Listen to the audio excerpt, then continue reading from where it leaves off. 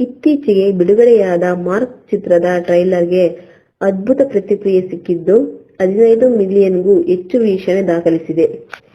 ಕೆಲವೇ ಗಂಟೆಗಳಲ್ಲಿ mark trailer devil ಚಿತ್ರದ ಟ್ರೈಲರ್ ವೀಕ್ಷಣೆಯನ್ನು ಹಿಂದಿಕ್ಕಿದ್ದು, ಈ ಬಗ್ಗೆ ಸಾಮಾಜಿಕ ಜಾಲತಾಣದಲ್ಲಿ ಸಾಕಷ್ಟು ಚರ್ಚೆ ನಡೆದಿದೆ. ಮಾರ್ಕ್ ಟ್ರೈಲರ್ ವೀಕ್ಷಣೆ ಪೇಯ್ಡ್ ಆಗಿದೆ ಎಂಬ ಆರೋಪ ಕೇಳಿಬಂದಿದೆ. ಈ ವಿಚಾರಕ್ಕೆ ಕಿಚ್ಚ ಸುದೀಪ್ ಅವರು ಸ್ಪಷ್ಟನೆ ನೀಡಿದ್ದಾರೆ. ಕಿಚ್ಚ ಸುದೀಪ್ ಟ್ರೈಲರ್ ಪೇಯ್ಡ್ ವೀಕ್ಷಣೆ ಎಂಬ ಅಭಿಪ್ರಾಯ ಇದ್ದರೆ ಅವರಿಗೆ ಹಾಗೆ ಅನಿಸಲಿ ಬಿಡಿ ಎಂದು ಹೇಳಿದ್ದಾರೆ. ದಾಖಲೆ ಮಾಡೋದೇ ನಮ್ಮ ಉದ್ದೇಶ ಆಗಿದ್ದರೆ ಇನ್ನೂ ಹೆಚ್ಚು ಹಣ ಕೊಟ್ಟು 30 ಮಿಲಿಯನ್ ವೀಕ್ಷಣೆ ಮಾಡಿಸಬಹುದಿತ್ತು ಎಂದು ಕಿಚ್ಚ ಸುದೀಪ್ ಹೇಳಿದ್ದಾರೆ.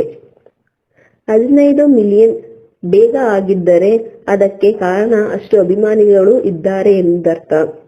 ಅಭಿಮಾನಿಗಳಿಗೆ ಉಣ ಬಡಿಸೋದು ಮಾತ್ರ ನಮ್ಮ ಕೆಲಸ.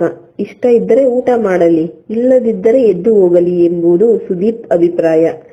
ಸಿನಿಮಾ ಯಶಸ್ಸು ಕಾಣಬೇಕು ಎಂಬುದಷ್ಟೇ ನಮ್ಮ ಆಶಯ ಎಂದು ಸುದೀಪ್ ಹೇಳಿದ್ದಾರೆ.